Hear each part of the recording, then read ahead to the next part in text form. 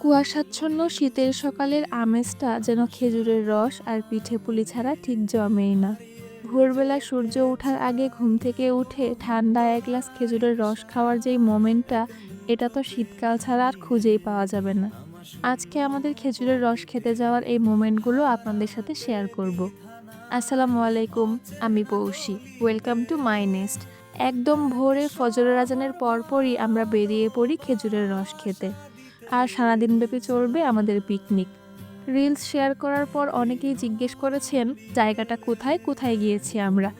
আমরা আসলে আমাদের এক বড় ভাই প্লাবন ভাইয়ের ইনভিটেশনে তাদের এলাকা সৈয়দনগরে গিয়েছিলাম। সকাল সকাল এই রাস্তাটা দিয়ে যেতে কি যে ভালো লাগছিল। যত শহর পেরিয়ে গ্রামের দিকে এগুচ্ছিলাম তত বেশি শীত আর কুয়াশা বাড়ছিল। আমরা তো শহরে শীত তেমন উপভোগ করতেই পারি না। গ্রামের এই রাস্তা ধরে এগিয়ে যাওয়ার সময় শীতের আসল আমেজটা ফিল করতে পারছিলাম। এত ভোরে রাস্তায় যানবাহন তেমন থাকে না, তাই একটা মিশুকেই আমরা 4-5 জন মিলে কোনো মতে পৌঁছে যাই সৈয়দনগরে। সেখানে প্লাবন ভাইয়া তো আগে থেকে আমাদেরকে রিসিভ করার জন্য এগিয়ে এসে দাঁড়িয়েছিল। প্লাবন ভাইয়াদের বাড়ির পাশেই পুকুর পাড়ে সারি সারি অনেকগুলো খেজুর গাছ। এই গাছগুলো থেকে সারা রাত খেজুরের রস জমা করা হয় আর ভোরবেলা সবাই এসে খেজুরের রস খায়। প্রতি গ্লাস রস 20 টাকা করে, আর 1 লিটার খেজুরের রস 120 টাকা। তারা খুব ভালো মতো হাইজিন মেনটেন করে।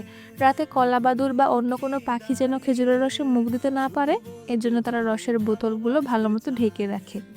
আমরা তো গিয়ে দেখি অনেক মানুষ লাইন ধরে খেজুরের রস খাচ্ছিল। আমরা যাওয়ার পর নিজেরাই গাছ থেকে রসের বোতল নামিয়ে নিজ হাতে ছেঁকে তারপর রস খাই। আলহামদুলিল্লাহ, কি যে ভালো লাগছিল। এরপর আবার আন্টি মানে প্লাবন ভাইয়ার আম্মু আমাদের সবার জন্য রুটি, সবজি ভাজি আর তাদের গাছের রস দিয়েই রস চিতই পিঠা বানিয়ে খাইয়েছে।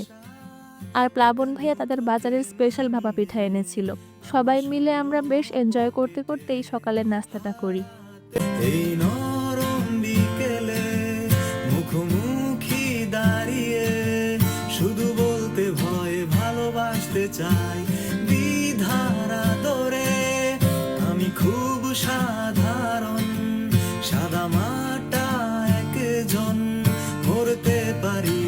এরপর তো সারাদিন আমরা অনেক মজা করেছি।